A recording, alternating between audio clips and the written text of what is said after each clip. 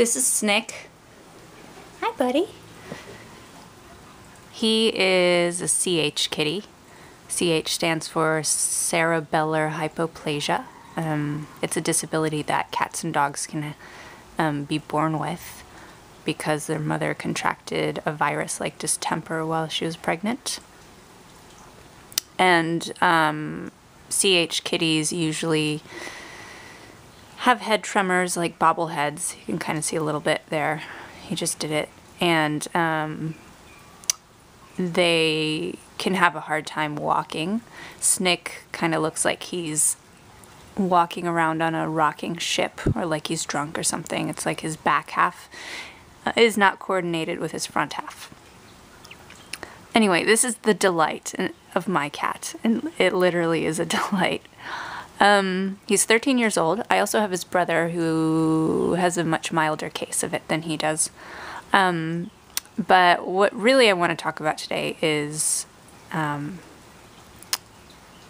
that he was diagnosed with fibrosarcoma, which is a cancer,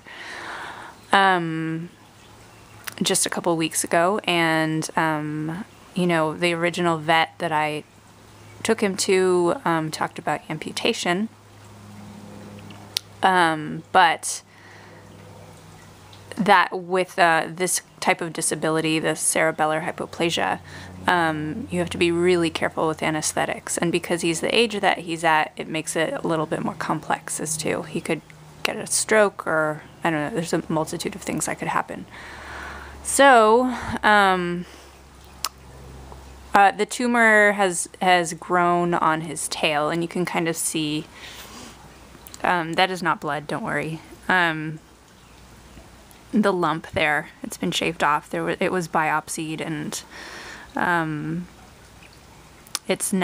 now putting this ointment on it. So, but what I kind of want to talk about is Western medicine versus Eastern medicine. So my original vet was, he's like curious. He's like, what's going on here? Hey, buddy. Hey, be nice to yourself. It's okay. It's okay, lovey.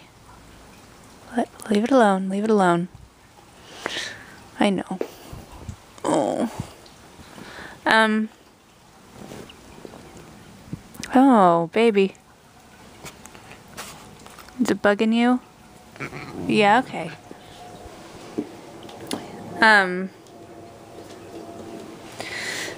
So you can kind of see his tail dangling right there. I'm just pointing that out before I get into the next part of the conversation.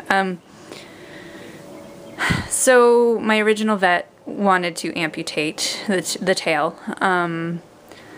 And because with this particular kind of cancer, fibrosarcoma, it's really aggressive and there's no way to outlive it. You have to get rid of the tumor if there's any chance of survival. Oftentimes the tumor will come back in the same location that it was in the first place. And if you don't get clear margins, which is like enough tissue around the tumor. Hey buddy, leave it alone, sweetie. Hey hun, it's okay. Enough tissue around the tumor to get all of its little like invisible threads that will cause it to come back. And it can often come back later in like the lungs or other parts of the body. So at this point his body is clear of it. It's just in his tail, which is kind of a really good thing, especially because of his disability and the anesthesia problem. So I was kind of giving over to, okay, maybe we're gonna have to just amputate his tail and see what happens. But I took him to another vet, a vet that's half holistic and half Western medicine, and he suggested that I use, because he knows about this particular, my other vet didn't really know about CH, but this vet does, and the sort of complications that can happen. And so he suggested instead of putting him under and trying to amputate, to use a holistic method. News to me, completely out of this world, in which I would rub an ointment or put a paste on his tail every other night. It's called neoplacine, and it's from some sort of root. I don't know, it's kind of reddish. That's what you were seeing on his tail. Then what this particular stuff does is it like eats away the cancer cells. So basically you rub it on and it starts deadening, hey buddy, the tissue. Hey love.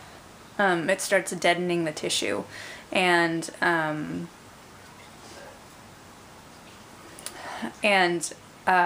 the tissue starts flaking off. So it essentially gets rid of the tumor by absorbing it or eating it. It's a zombie. It's like a zombie herb or something. So, and he seems to have had a lot of success with this particular method with animals. So I'm really grateful that I've stumbled upon this, because I didn't even know that this was an option, which is why I'm making this video, is because I think, you know, what I can learn along the way and share, maybe it'll help somebody else with their animals, because I know how much SNCC means to me, and I know how much your animals mean to you. So neoplacine is what this stuff is, and I'll show you a bit of how I do this.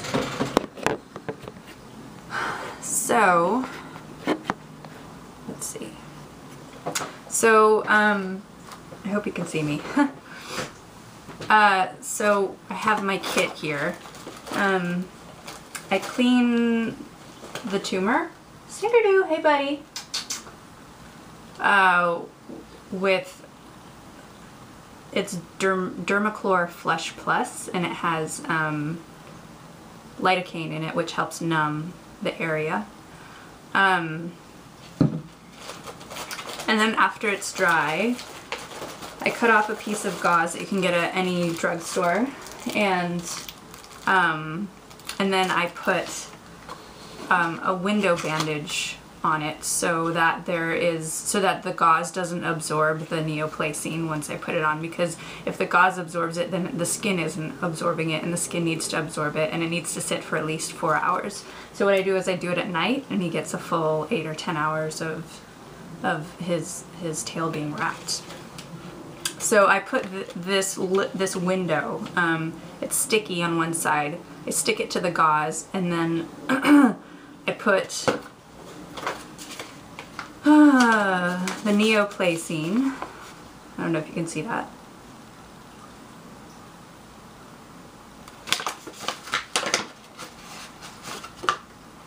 This stuff on, and wrap the bandage around the tumor so that it can't absorb the plastic part, the window part around the tumor, so that the gauze can't absorb it. And then I wrap the tail, and then I put this stuff, like an ace bandage, like self-stick stuff around it, and it holds it in place. And that's pretty much it. I mean, it's fairly simple and straightforward. I mean, this is the kind of method that I concocted. You might find something better. The other thing that I've been doing too is feeding him. If you can pill your cat, this is something that I read up on from a holistic vet out of Seattle. She suggests, and she's been using something called artemisinin. I don't know if you can see that. 50 milligrams, that's 1 pill twice a day. I wrap it in seaweed, just like the seaweed that you would get from Whole Foods or something to make sushi with, because my cats love that. And I just put it in his mouth, wrapped in the seaweed, and he eats it, no problem. This is also like a cancer killer. I guess from what I understand, it's good for managing like cells on a microscopic level. So it can help shrink tumors, but I think it probably does its best work with just kind of preventing the tumors from getting bigger and from spreading. So, and you want to use this like for 11 days and then give it 3 days off, and then start doing it in 11-day cycles. So I've done the neoplacing, I've had 2 nights with it so far, and what I've noticed is that it kind of deadens, like the tumor is changing color, so it's like the skin is starting to get like whiter, which to me is just like it's being, that the cells are dying. Apparently what I can expect is for them to start falling off. It's going to turn black and start flaking off. I've also noticed that the end of his tail is kind of limp. It doesn't have a lot of life in it. He's not too bothered by the experience of it. He doesn't like me touching his tail, and he can get really upset, but I don't know how much pain is actually involved in the experience. I think he's just tired of people messing with his tail. So apparently the vet doesn't know how long it's gonna take. He said anywhere from like 2 weeks to like, I don't know, 6 weeks or so. But that seems really quick to me for a holistic approach.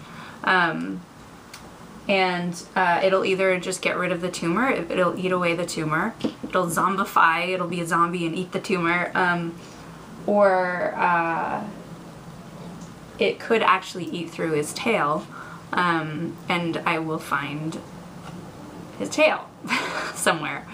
And I can see that happening based on the fact that it's sort of lost its personality. It doesn't have a lot of life in it. Anyway, I will keep you posted, and I'll show you kind of what's happening along the way, so that maybe one day if you have an animal with a visible tumor, this might be a great alternative for you.